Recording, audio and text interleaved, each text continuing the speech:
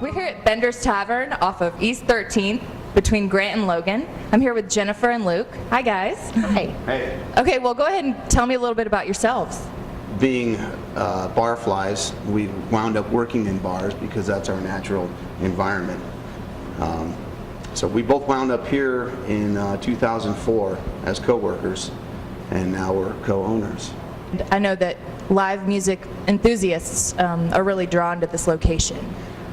We've got a really wide variety of music happening, everywhere from punk rock to Americana, country western, straight up rock and roll, indie rock, heavy metal, alternative, every once in a while some hip hop. So you can come see a quality show in our venue side for next to nothing, which is most local shows are under $10, between $5 and $7. If it's a national touring band, you can probably expect it to pay $7 to $10, maybe $12 if it's somebody really, really hot. But you can come in and see quality shows for relatively cheap and get a beer or a drink for between $2 and $4. So Monday nights are your open mic, and then your busiest nights would be Tuesdays and Thursdays, which is your karaoke? It depends on which room we're talking about, but open mic is what, I call it interactive entertainment, because one of the local artists around town who's not yet in a band, who's working out material, can come in, sign up, get on the stage and play and have a little bit of an audience. And then people that are less serious about music but are more serious about having kind of a sillier time can do the same thing with karaoke. But it's a lot of fun. People lose their inhibitions after the sun goes down. They drink a couple beers. Drinks. They see one person get up and make a complete fool of themselves, and They don't feel so bad. The next person is like, "Oh, I can do that." Karaoke's made a huge comeback too in the last couple of years. Everybody loves it. I mean, we have set regulars that are here religiously every Tuesday and every Thursday. I mean, at least 20-25 people that are here every week. So it's pretty nice. I think some of them practice at home. I think they're it's not just It's not just right off the cuff. I think it's like, wait a minute. They have it down. So you practice that.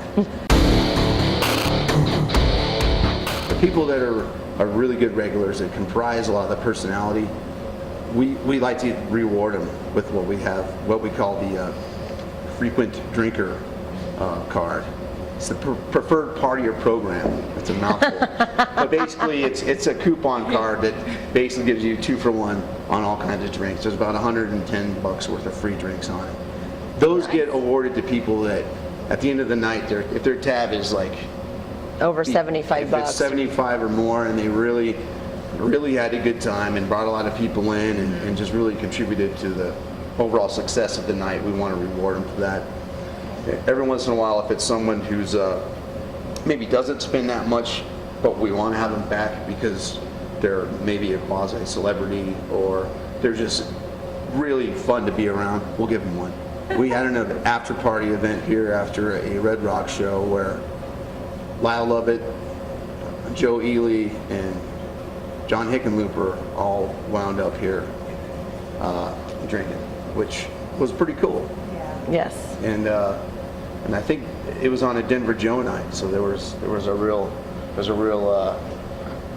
special vibe going on. Denver Joe plays every Wednesday. Denver Joe is kind of a local icon. Like if he's walking down the street with his the textbook cowboy hat and his trench coat, regardless of the temperature outside, like he's from a distance, you know that's Denver Joe. Okay. Like people that have only met him once never forget this guy. Yeah. This is a time I'll give you to brag about your accomplishments and awards. I know you've...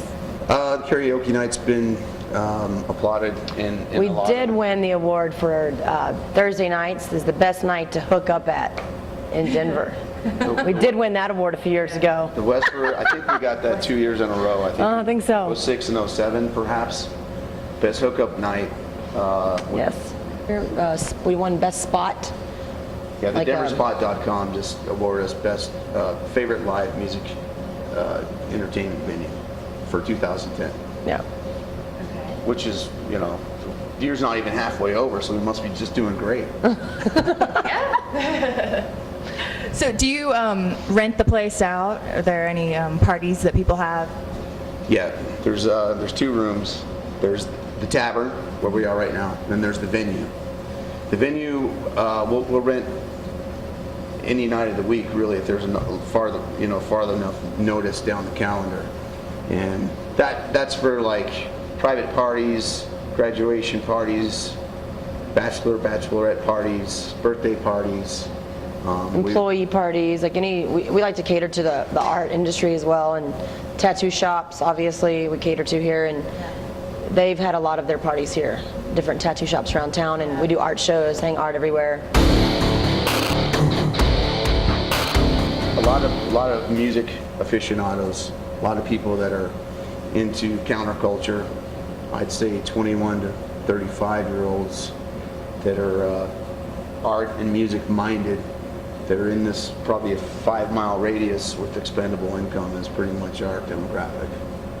Well, what sets you apart with, I guess, your competition?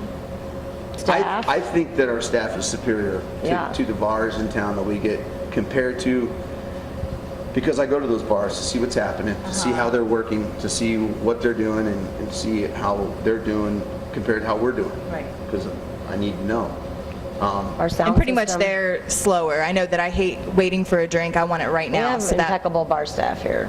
I think it's hard. It's going to be hard to claim citywide, but for our demographic, for our niche, we definitely have the fastest bar staff. Great. Okay. Well, Even if we're like 2 or 3 deep, there's always another person standing around who's a manager or an owner, and if there's people waiting, bam. We don't like to have that. We want to turn them and burn them and crank those drinks out, because as people who like to hang out in bars, it's really frustrating if you're trying to hang out, but you don't have the essential ingredient, which is a beverage. So. exactly. Compared to other music venues in town, we do have an awesome sound guy and great sound system. I hear it from bands pretty much every weekend, because I play in a band in town as well, and I've played a lot of the other rooms, and I've gotten spoiled playing here. I only try to play here once or twice a year, but when I do play here or play a place like a huge theater with a really nice sound system, I get spoiled, and I go to another club that we're typically compared to around town, and it's like, whoa, just turn it off. Just turn down the monitors, and we'll work it out ourselves. I hear it from bands every weekend that, like, wow, the sound's really amazing, and your sound guy is special because he took care of us and he wasn't a jerk. Great. Any show that you're interested in going to and you don't want to get turned down in case it sells out, you can buy the tickets online, and then your name goes at will call, and you're guaranteed to get into the show. Yeah. Well, I guess that about wraps it up. Is there anything else that we haven't covered that you want to discuss with everyone?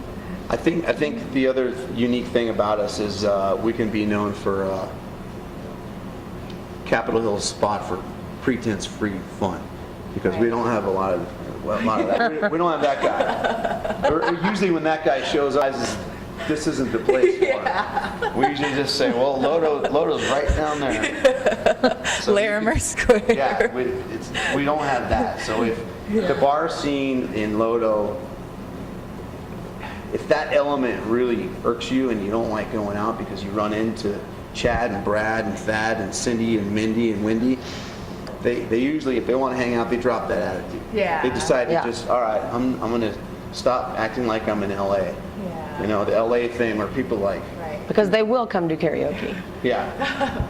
So everybody's down to earth here, and you can dress casual however you want to. However you want. If you want to compare it, like Lodo is like the Hollywood of Denver, and we're more like the Venice Beach.